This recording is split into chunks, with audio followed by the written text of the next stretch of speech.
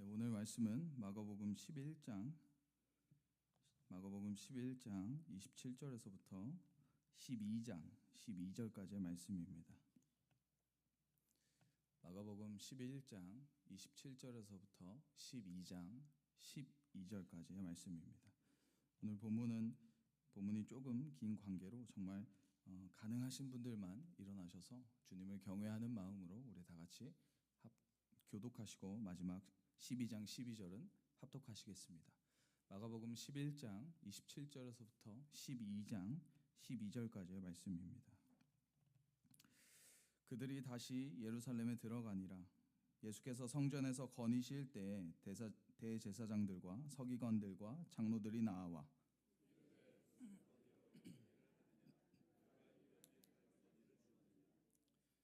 예수께서 이르시되 나도 한 말을 너희에게 물으리니 대답하라. 그리하면 나도 무슨 권위로 이런 일을 하는지 이르리라.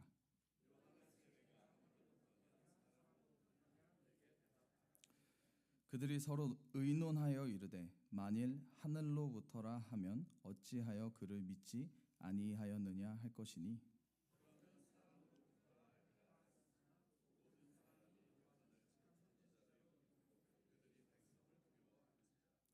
이에 예수께 대답하여 이르되 우리가 알지 못하노라 하니 예수께서 이르시되 나도 무슨 권위로 이런 일을 하는지 너희에게 이르지 아니하리라 하시니라.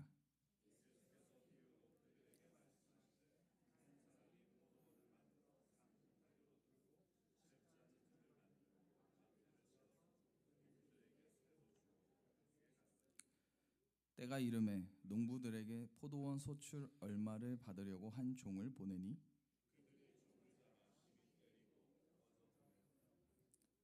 다시 다른 종을 보내니 그의 머리에 상처를 내고 능욕하였거늘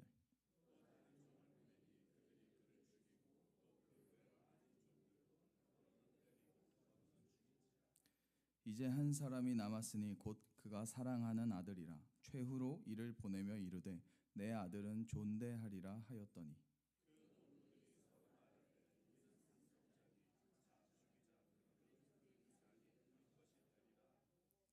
이에 잡아 죽여 포도원 밖에 내던졌느니라.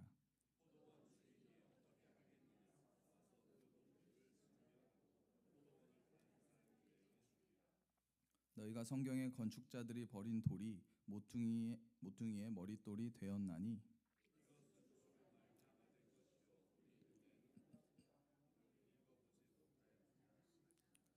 다 같이 합독하시겠습니다. 그들이 예수의 이 비유가 자기들을 가리켜 말씀하심인 줄 알고 잡고자 하되 무리를 두려워하여 예수를 두고 가니라. 아멘.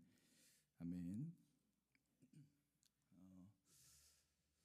우리가 사는 이 버지니아 지역에는 눈이 그렇게 많이 내리지는 않잖아요. 그런데 제가 여기 온 지 한 1년 이제 조금 있으면 반 정도 되는 것 같은데 저는 매년 눈을 경험하는 것 같습니다. 작년에도 왔었고 또 올해도 많이 왔었죠. 그리고 특히 지난번에 기억하실지 모르겠지만 토요일 저녁부터 눈이 심하게 온다고 얘기가 나왔던 적이 있습니다. 그래서 저는 주일 예배가 정말 가장 중요하기 때문에 왜 하필 토요일 저녁부터 눈이 와가지고 우리를 시험에 들게 하는가라는 생각들이 들었습니다. 그래서 다음날 주일 예배에 지장이 가지 않을까 싶어서 도로의 상황이나 또 교회 이 파킹랏이나 교회의 상태를 알아보기 위해서 토요일 저녁에 잠깐 교회에 왔었습니다. 그리고 나서 이제 다시 집으로 가고 있었어요. 아무래도 눈이 많이 오기 때문에 좀 조심히 운전을 하며 집에 가고 있었는데 갑자기 저 앞에서 어떤 사람이 수신호를 운전자들에게 주고 있는 것이에요. 저는 거기서 너무나도 의아했습니다. 왜냐하면 그 신호등은 잘 되고 있는데 갑자기 어떤 사람이 그 길바닥에서 길 한가운데서 수신호를 운전자들에게 주고 있는 거예요. 그래서 그런지 차가 또 막히기 시작했습니다. 그래서 눈도 오고 멀어서 그 사람이 누구인지 잘 몰랐었는데 가까이 가보니까 당연하게도 경찰이더라고요. 그래서 그 경찰 수신호에 맞춰서 길을 제가 지나갔던 것으로 기억합니다. 그런데 만약에 여러분 경찰이 아닌 그냥 일반 사람이 도로 한복판에 서서 수신호를 준다고 한다면 여러분은 어떻게 하시겠습니까? 그 일반 사람이 우리에게 주는 그 수신호를 지키면서 도로 운전을 하시겠어요? 아니면 무시하고 그냥 지나가시겠습니까? 아마 저는 그냥 무시하고 지나갈 것 같습니다. 그러면서 참 세상에 별 희한한 사람이 다 있다 라는 생각들을 많이 할 것 같아요. 만약에 그런 사람들이 있으면 우리가 어떻게 해야 될까요? 집에 데려다가 밥을 많이 먹이고 정신 차리라고 해야 될 것 같습니다. 이 너무나도 일반적이지 않은 상황이죠. 그런데 같은 사람이라고 할지라도 경찰 제복을 입은 사람이 수신호를 준다면 우리는 그것을 당연하게 지켜야 됩니다. 그래서 경찰이 제복을 입은 사람의 수신호는 지켜야 되고 일반 사람의 수신호는 무시할 수 있습니다. 왜 그러냐면 국가가 그 경찰에게 권위를 주었기 때문이죠. 국가가 그 경찰에게 이 도로에 관한 그 권위를 부여했기 때문에 우리는 그 수신호를 따라야 하는 것입니다. 이처럼 어떤 사람에게 그 합당한 권위가 있느냐 없느냐에 따라서 우리는 그 사람의 말을 들을 수도 있고 안 들을 수도 있습니다. 오늘 본문에 나오는 이 대제사장들과 또 서기관들, 장로들은 자신들의 권위를 빼앗길까 봐 굉장히 두려워했습니다. 그리고 그 권위를 다른 사람들에게 빼앗기지 않기 위해 두 가지를 인정하지 않았습니다. 그리고 오늘 본문은 그 두 가지가 무엇인지 나와 있습니다. 첫 번째, 오늘 말씀에 나오는 이 종교 지도자들은 자신들의 권위를 빼앗기지 않기 위해서 하나님께서 주신 그 권위를 인정하지 않습니다. 다시 한 번 더 말씀드립니다. 사람들은 하나님께서 주신 권위를 인정하지 않습니다. 오늘 본문의 전 상황을 다시 한 번 더 보게 된다면 마가복음 11장 15절에서 19절에 예수님께서 성전 안에서 매매하는 자들을 쫓아내시고 또 돈 바꾸는 자들과 비둘기 파는 자들을 다 내쫓으셨습니다.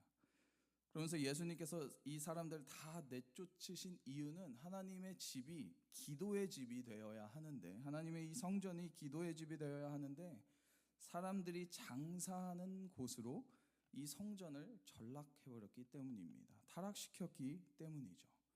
그래서 바로 이것이 이 종교 지도자들과 예수님 사이에서의 갈등이었습니다. 왜냐하면 하나님의 그 성전 안에서 사람들이 장사할 수 있게, 돈을 바꿀 수 있게 자리를 내어준 것이 다 종교 지도자들이 허락했기 때문입니다. 이 사람들이 어느 정도의 수수료를 받고 그 자리를 내주었기 때문이죠. 그래서 장사꾼들의 입장에서는 자신들이 합법적으로 종교 지도자들의 그 허락을 받고 그 권위를 받고 성전 안에서 장사를 하는 것이었어요.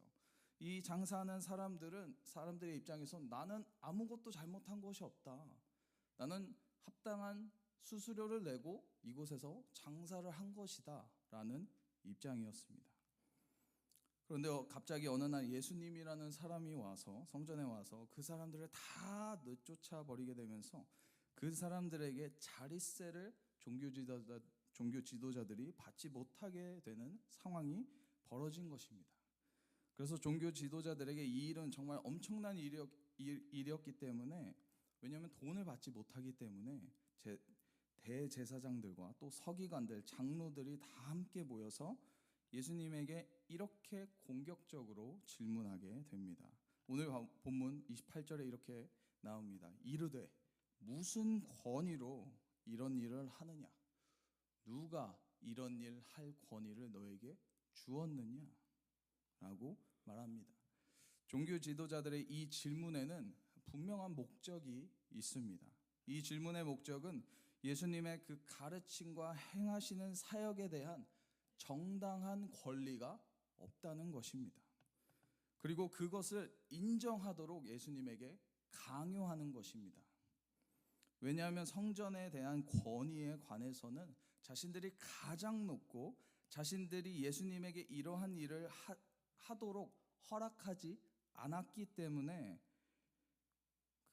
이렇게 공격적으로 예수님께 질문을 하는 것이죠. 그리고 이 질문을 사람들 앞에서 하는 이유는 그 사람들에게 예수님에게는 성전에 관해 아무런 권위가 없다는 것을 공식적으로 선포하는 것이고, 또 예수님 당신에게도 아무런 권위가 없다는 것을 다시 한 번 더 상기시켜주는 의도를 가지고 사람들 앞에서 예수님에게 너가 무슨 권위가 있느냐라고 물어본 것입니다. 그래서 이들이 이렇게 당당하고 공격적으로 예수님에게 질문을 하는 것이죠.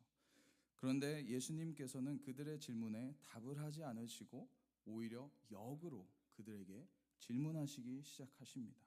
오늘 본문 29절부터 30절에 이렇게 나와 있어요. 예수께서 이르시되 나도 한 말을 너희에게 물으리니 대답하라. 그리하면 나도 무슨 권위로 이런 일을 하는지 이르리라. 요한의 침례가 하늘로부터냐 아니면 사람으로부터냐 내게 대답하라 라고 예수님께서 말씀하십니다. 종교 지도자들이 예수님에게 성전에 대한 어떠한 권위를 가지고 있느냐라고 물어봤는데 예수님께서는 갑자기 이 침례 요한의 침례에 대해서 말씀하시고 계시죠. 성전에 대한 그 권위와 침례 요한의 이 침례, 이 두 가지는 굉장히 상관이 없는 것 같이 보입니다. 그런데 이 권위라는 부분만 놓고 보게 된다면 이 둘은 떨어진 것 같아도 굉장히 밀접한 관련이 있습니다. 왜냐하면 침례 요한은 그냥 태어난 것이 아니라 하나님께서 침례 요한을 이 땅 가운데 보내신 것이기 때문입니다. 우리가 지금 마가복음 강해를 하고 있는데 마가복음 1장 1절에 이렇게 나와 있습니다. 하나님의 아들 예수 그리스도의 복음의 시작이라고 이렇게 나와 있습니다. 그러면서 바로 다음 절에 바로 등장하는 것이 선지자들의 예언의 말씀을 하나님께서 마가복음이 인용을 하고 있습니다. 그러면서 이 인용하는 이유는 침례 요한에 대한 것이기 때문이죠. 하나님의 아들 예수 그리스도의 복음의 시작이라고 말하면서 침례 요한의 침례를 언급한다는 것은 굉장히 의미가 큽니다. 그래서 마가복음 1장 2절부터 3절에 이렇게 나와 있습니다. 선지자 이사야의 글에 보라 내가 내 사자를 내 앞에 보내노니 그가 내 길을 준비하리라. 여기서 내 길을 준비하리라는 예수님의 길을 준비한다는 것을 말하고 있어요. 그러면서 3절에 광야에 외치는 자의 소리가 있어 이르되 너희는 주의 길을 예비하라. 그의 오실 길을 곱게 하라. 기록된 것과 같이라고 나와 있습니다. 그래서 하나님의 아들 예수 그리스도의 복음의 시작이라고 말하면서 침례 요한의 침례를 언급한다는 것은 예수 그리스도의 그 복음 안에서 침례 요한이 사람들에게 베푼 그 침례, 그 회개의 침례도 이 예수 그리스도의 복음 안에 포함이 되어 있다는 것을 말하는 것이죠. 그래서 마가복음 1장에서 보여주는 것처럼 침례 요한은 하나님께서 예수님의 그 복음의 길을 위해 그 길을 준비하기 위해 보내신 자이십니다.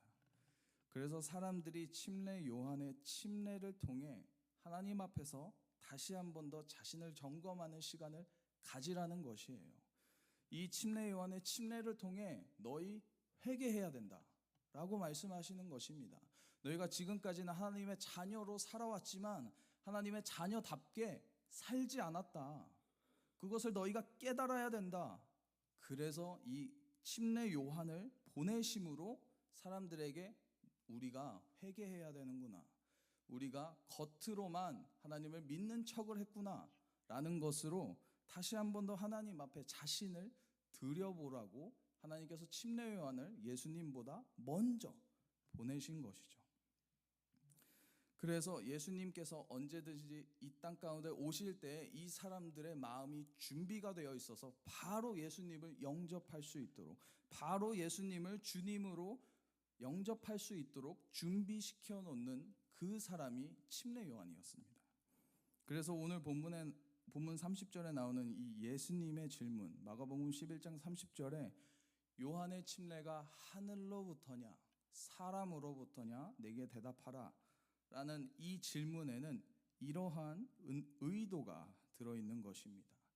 침례 요한의 사역은, 이 침례 요한이 사람들에게 베푼 이 침례는 침례 요한 자신이 자신의 의도를 가지고 그 목적을 가지고 사람들에게 준 것이 아닌 하나님으로부터 그 권위를 받고 사람들에게 베푼 침례다라는 것을 말을 하는 것이죠.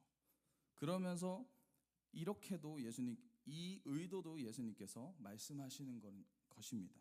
그러니 지금 예수님께서 내가 가르치는 그 가르침들과 행하는 그 사역들도 예수님 내 의도와 내 목적을 가지고 하는 것이 아닌 하나님으로부터 권위를 받고 행하는 것이다 라고 말하는 것이었습니다. 그 의도가 가진 질문이었어요. 그렇다면 이 모든 것을 들었을 때 종교 지도자들은 어떠한 반응을 해야 할까요? 이들은 다 이것을 이해했습니다. 예수님께서 어떠한 목적을 가지시면서 이 질문을 하셨는지 분명하게 이해하고 있습니다. 그렇다면 어떤 반응들을 해야 할까요? 예수님, 회개합니다. 예수님께서 그러한 권위가 있으신지 나는 몰랐습니다. 주님, 무지한 우리를 용서해 주세요라고 무릎을 꿇고 회개해야 합니다. 그런데 오늘 본문에 나오는 종교 지도자들은 어떻게 반응을 하고 있을까요? 오늘 본문 31절부터 32절에 이렇게 나와 있습니다. 그들이 서로 의논하여 이르되 만일 하늘로부터라 하면 어찌하여 그를 믿지 아니하였느냐 할 것이니 그러면 사람으로부터라 할까 하였으나 모든 사람이 요한을 참 선지자로 여김으로 그들이 백성을 두려워하는지라. 예수님의 이 역질문은 종교 지도자들에게 엄청난 패닉을 갖다 주고 엄청난 딜레마였습니다. 왜냐하면 자신들은 침례 요한을 하나님께서 보내신 선지자로 믿을 수가 없기 때문이죠. 인정할 수 없기 때문입니다. 만약에 이들이 침례 요한을 하나님의 선지자로 보게 된다면 그 또한 자신들의 권위가 약해지는 것입니다. 그를 하나님의 선지자로 보게 된다면 본인들이 지금 행하고 있는 것과 너무나도 정반대의 일이기 때문에 본인들에게 스스로 나는 종교 지도자로서의 그 자격이 박탈된다. 나는 하나님의 말씀을 듣지 못하는 자라는 것을 인정하는 것이기 때문에 이 사람들은 침례 요한을 하나님의 선지자로 바라볼 수 없었습니다. 그래서 이들의 답은 침례 요한은 자신이 마음대로 자신의 뜻과 목적을 가지고 침례를 준 것이기 때문에 하나님의 참 선지자가 아니라는 것이죠. 그런데 이렇게 말하기에는 이미 많은 사람들이 침례 요한을 이미 참 선지자, 하나님의 선지자로 보았습니다. 그렇기 때문에 제사장들이 공식적으로 침례 요한을 하나님의 선지자가 아니라고 한다면 이거는 전국적으로 엄청난 시위가 일어날 것입니다. 전국적으로 정말 큰 분열이 일어날 수도 있기 때문에 그들이 대답을 하지 못했습니다. 그래서 이들이 예수님에게 이렇게 대답합니다. 마가복음 11장 33절에 이렇게 나와 있습니다. 이에 예수께 대답하여 이르되 우리가 알지 못하노라. 예수님, 우리 모르겠습니다. 아니요, 우리 답하지 않겠습니다. 라고 말하는 것입니다. 그래서 예수께서 이르시되 나도 무슨 권위로 이런 일을 하는지 너희에게 이르지 아니하리라 하시니라. 종교 지도자들은 예수님의 그 질문 의도를 정확히 파악했으면서도 대답을 회피하기 시작합니다. 그러면서 하나님께서 예수님에게 주신 그 권위를 끝끝내 인정하지 않았습니다. 하나님의 성전에 대한 자신들의 권위가 빼앗길 것 같아서 예수님의 그 권위를, 하나님으로부터 받은 그 권위를 인정하지 않았습니다. 사랑하는 성도 여러분, 이 부분을 놓고 우리를 다시 한 번 더 점검해 보기를 주님의 이름으로 축원합니다. 그렇다면 우리는 어떠한 삶을 살고 있나요? 우리는 어떤가요? 우리는 이 종교 지도자들과는 다르게 하나님께서 예수님에게 주신 그 권위를 인정하면서 우리는 이 땅 가운데 살아가고 있나요? 만약에 여러분께서 예수님의 그 권위를 인정하신다면 한 가지 질문을 더 드립니다. 여러분의 그 인생의 최고의 권위를 누가 가지고 있나요? 여러분의 그 인생의 최고의 권위를 누가 가지고 있나요? 여러분의 인생을 누가 좌지우지하고 있나요? 예수님이신가요? 아니면 나 자신인가요? 여러분의 몸은, 여러분의 인생은 여러분의 것인가요? 우리의 몸은 우리의 것인가요? 아니면 이 몸은 하나님의 것인가요? 우리 다시 한 번 더 이 부분을 점검해 보아야 합니다. 고린도전서 6장 19절부터 20절에 이렇게 나와 있습니다. 너희 몸은 너희가 하나님께로부터 받은 바 너희 가운데 계신 성령의 전인 줄을 알지 못하였느냐? 너희는 너희 자신의 것이 아니라 값으로 산 것이 되었으니 그런즉 너희 몸을 하나님께 영광을 돌리라라고 나와 있습니다. 사랑하는 성도 여러분, 우리의 몸은 처음부터 창세전부터 우리의 것이 아니었습니다. 창조주 하나님께서 우리를 그의 형상에 따라 지으신 것이기 때문에 우리의 이 몸은 우리는 우리에게 속한 것이 아닌 나에게 속한 것이 아닌 하나님께 속해 있는 것이죠. 즉 하나님의 것입니다. 그런데 너무나도 안타깝게도 이 죄로 말미암아 아담과 하와의 이 죄로 말미암아 우리의 눈이 탁해졌습니다. 우리의 눈이 감기게 되었습니다. 우리의 귀가 닫히게 되었습니다. 그래서 우리가 타락해졌습니다. 그래서 그런지 이 인생이 마치 내 것과 같이 보였던 것입니다. 그래서 내 마음대로 해도 되고 내가 원하는 대로 살아도 된다라고 생각을 했던 것이죠. 그런데 예수 그리스도의 복음으로 말미암아 하나님께서 이미 예비하신 그 예수 그리스도의 복음으로 말미암아 그의 보혈로 말미암아 우리의 눈이 열려지게 되었습니다. 진리를 볼 수 없었던 우리였는데, 진리를 들을 수 없었던 우리였는데, 진리를 받아들일 수 없었던 우리였는데 우리의 눈이 열려졌고 예수님의 그 보혈로 말미암아 이제는 우리가 어떻게 되었나요? 새로운 피조물이 되었습니다. 이전 것은 지나가고 새로운 피조물이 되었습니다. New creation, 다시 사는 삶을 살게 된 것이죠.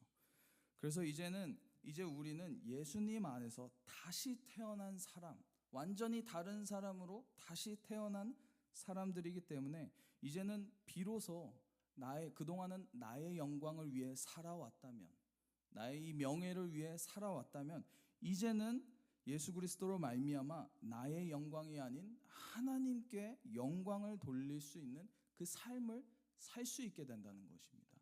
그 능력이 우리에게 있다는 것을 말하고 있는 것입니다. 그런데 우리는 실제로 어떠한 삶을 살고 있나요? 우리는 내 인생에 대한 이 권위를 누가 가지고 있나요? 내가 가지고 있습니다. 내 인생의 이 권위, 내가 짊어지며 내가 쥐어지고 아득바득 살아가고 있습니다. 오늘 본문에 나오는 종교 지도자들은 하나님의 성전이 자신들의 것이라고 생각했습니다. 그런데 하나님의 성전은 그들의 것도 아니고 어떤 다른 사람들의 것도 아니고 그 누구의 것도 아닌 하나님의 것입니다.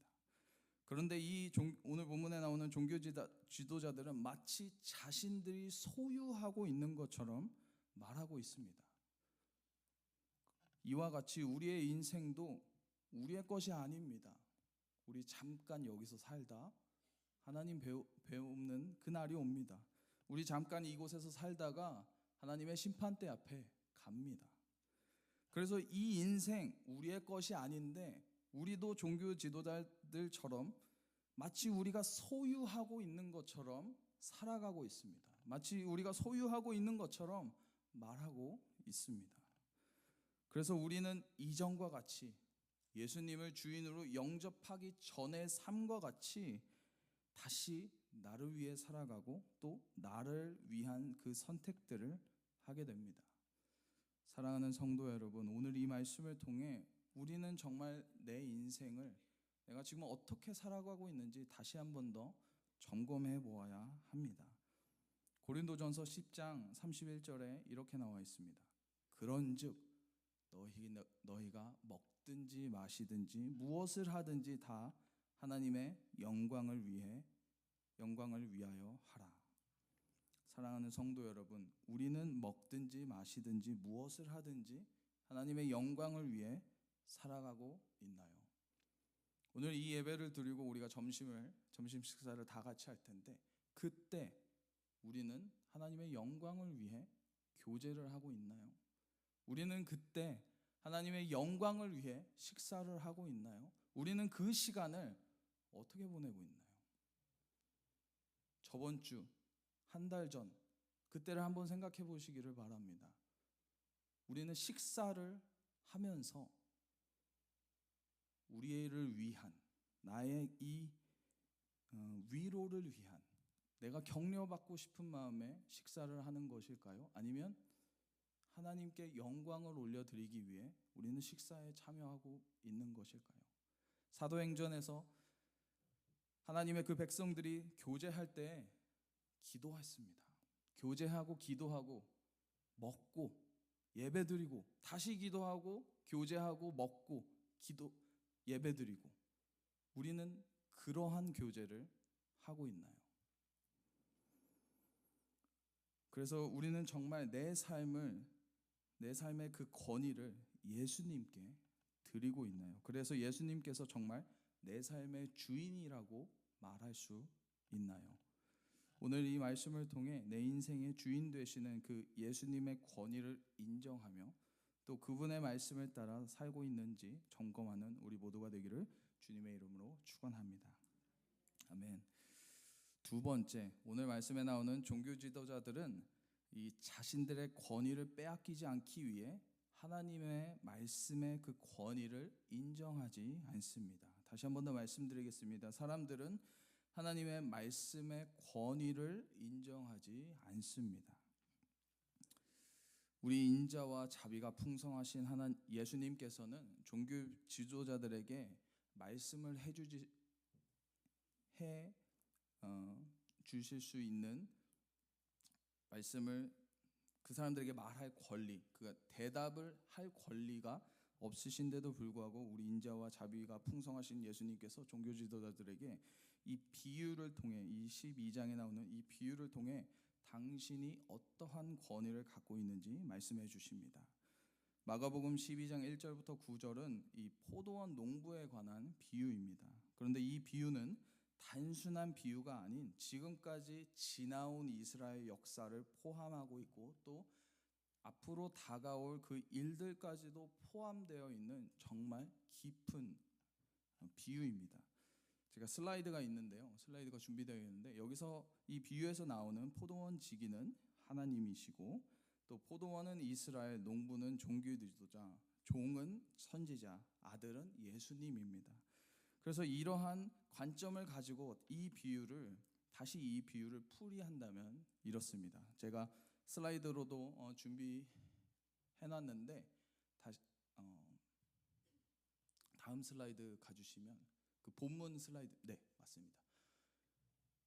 제가 준비해놨는데 제가 읽어드리겠습니다. 천천히 읽어드릴 테니 눈으로 따라오시면 되겠습니다.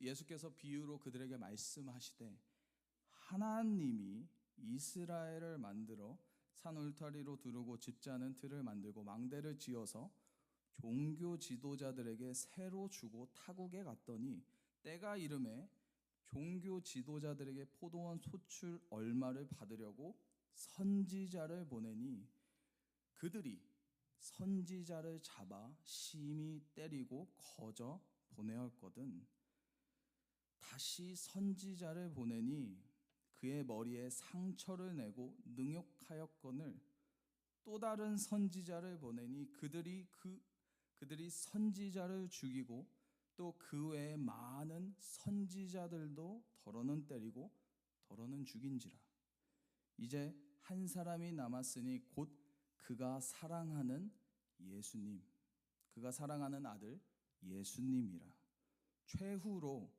예수님을 보내며 이르되 내 아들은 예수님은 존대하리라 하였더니 종교 지도자들이 서로 말하되 예수님은 상속자니 자 죽이자 그러면 그 유산이 종교 지도자들의 것이 되리라 하고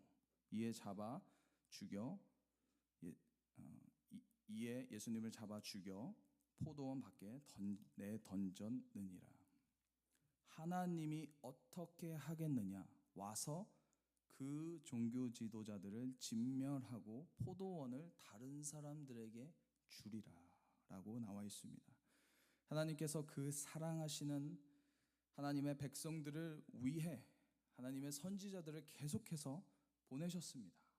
그런데 종교 지도자들과 또 이 이스라엘 왕들이 하나님께서 그 보내신 선지자들의 말씀들을 다 싸그리 무시하고 그 선지자들을 잡아서 때리고 상처 주고 능욕하고 또 심지어 죽이기까지 했습니다. 구약에 나오는 이스라엘 백성들이 이사야 선지자에게 실제로 이렇게 말했습니다. 이사야서 30장 9절에서 10절 대저 이는 패역한 백성이요 거짓말하는 자식들이요 여호와의 법을 듣기 싫어하는 자식들이라 그들이 선견자에게 이르기를 선견하지 말라 선지자들에게 이르기를 우리에게 바른 것을 보이지 말라 우리에게 부드러운 말을 하라 우리에게 거짓된 것을 보이라 라고 나와 있습니다.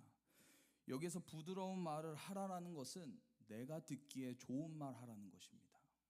내가 듣고 편안하게 들을 수 있는 내가 듣고 잘 씹어 먹을 수 있는 내 기분이 좋아지는 그런 말들을 하라고 선지자들에게 말하는 것입니다. 하나님의 말씀 전하지 마라 딱딱하다 듣기 싫다 너무 어렵다 그만해라 내 기분이 상한다 라는 것들을 선지자들에게 말하고 있는 것이죠. 그리고 선지자 예레미야는 고향 사람들에게 이러한 살인 협박을 받았습니다. 예레미야 11장 21절에 여호와께서 아나도 사람들에게 대하여 이와 같이 말씀하시되 그들이 내 생명을 빼앗으려고 찾아 이르기를 너는 여호와의 이름으로 예언하지 말라 두렵건대 우리 손에 죽을까 하노라 하도다. 이 말은 너 예수님의 하나님의 이름으로 예언하면 내가 너 죽여버린다 라는 것을 의미합니다. 그런데 이걸 말하는 사람들이 누구라고요? 고향 사람들입니다. 어렸을 때부터 같이 지내고 같이 밥 먹고 뛰어놀았던 그 사람들이 선지자 예레미야에게 살인 협박을 하는 것입니다. 하나님의 말씀 전하지 말라고. 그리고 나중에는 제사장이 예레미야 선지자를 때리고 감옥에 가둡니다. 예레미야 20장 1절에서부터 2절에 임멜의 아들 제사장 바스훌은 여호와의 성전의 총감독이라. 그런데 그가 예레미야의 이 일 예언함을 들은지라.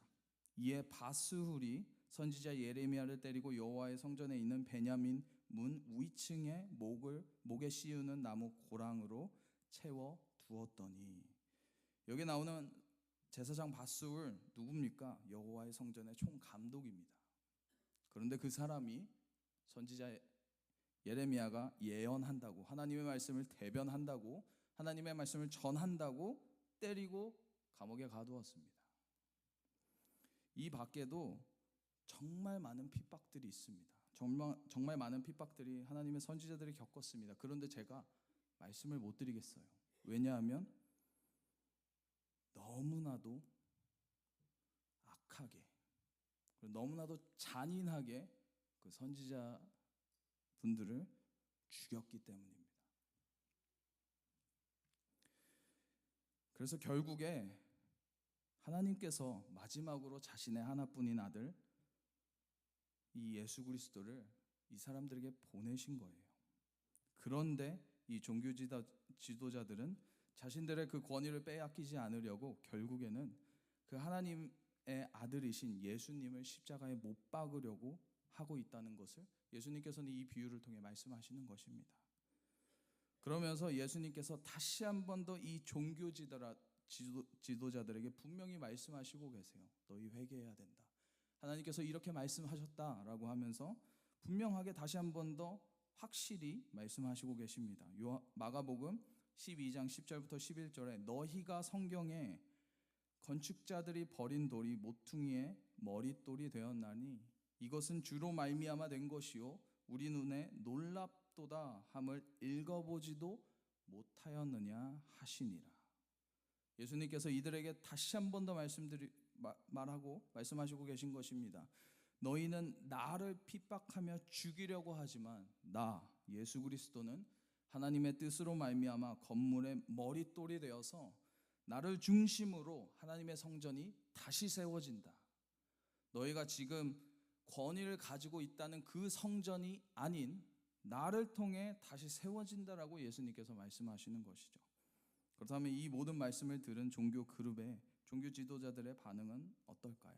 오늘 본문 12장 12절에 이렇게 나와 있습니다. 그들이 예수의 이 비유가 자기들을 가리켜 말씀하신 인 줄 알고 잡고자 하되 무리를 두려워하여 예수를 두고 가니라. 예수님께서는 이 비유를 통해 분명히 내가 하나님의 아들이다, 하나님의 아들로서 그 권위를 합당하게 가지고 있다라고 말씀하십니다. 그리고 종교 지도자들은 이 모든 것을 정말 다 완전히 이해하였습니다. 그런데 그들은 이 생명의 말씀, 이 진리의 말씀을 인정하지 않고 있습니다. 이 말씀을 받아들이지 않고 있습니다. 사랑하는 성도 여러분, 우리는 하나님의 말씀을 이해하고 또 그 말씀의 권위를 인정하고 있나요? 오늘 본문에 나오는 이 비유를 통해 다시 한 번 더 우리의 신앙을 점검하기를 주님의 이름으로 축원합니다. 하나님께서 우리가 하나님과 동행할 수 있도록 계속 예배를 통해서 설교를 통해서 또 묵상들을 통해서 이 성경 말씀들을 통해서 우리에게 계속해서 말씀을 보내주시고 계십니다. 내가 잊어버려도 하나님께서 보내주고 계세요. 그런데 우리는 그 말씀들을 하나님의 말씀으로, 하나님께서 보내신 말씀으로 믿고 있나요? 받아들이고 있나요? 우리도 종교 지도자들처럼 그 말씀들을, 우리에게 오는 그 말씀들을 때리고 죽이고 능욕하고 농락하고 있지는 않은가요? 우리는 하나님의 말씀이 이 다양한 방법으로 나에게 들어올 때 아멘으로 화답하며 회개할 것은 회개하고 또 하나님께 감사할 것은 감사하며 하나님 말씀에 순종하고 있나요? 아니면 종교 지도자들처럼 내 안에 있는 그 예수님마저 나를 위해 죽으시고 그 예수 그리스도의 보혈로 말미암아 나는 이제 새 삶을 살았다고 하는 그 예수님, 나를 구원하신 그 예수님마저 죽이면서 내가 내 인생의 주인으로서 살고 싶은 마음이 있지는 않은가요? 아니요, 그렇게 살아가고 있지는 않은가요? 사랑하는 성도 여러분, 하나님의 말씀을 듣는다고 해서 예수님께서 나의 주인 되는 삶을 사는 것은 아닙니다.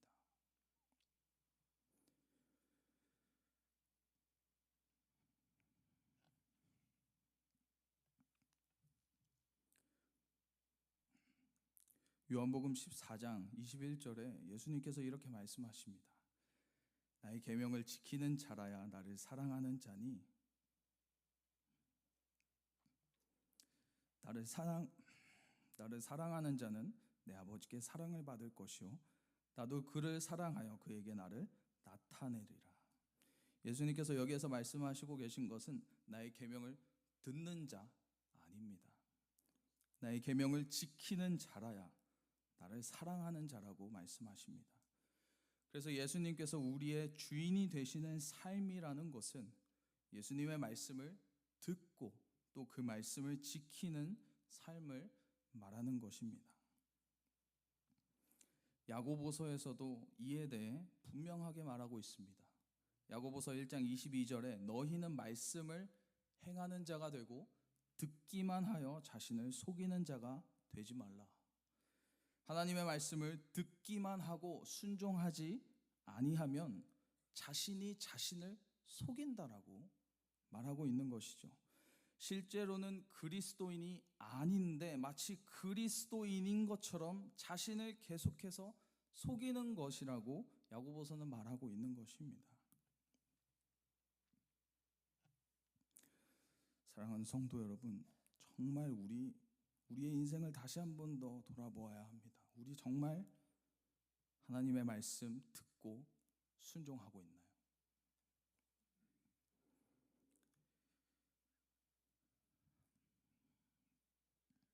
우리는 정말 하나님의 말씀을 듣고 순종해야 됩니다.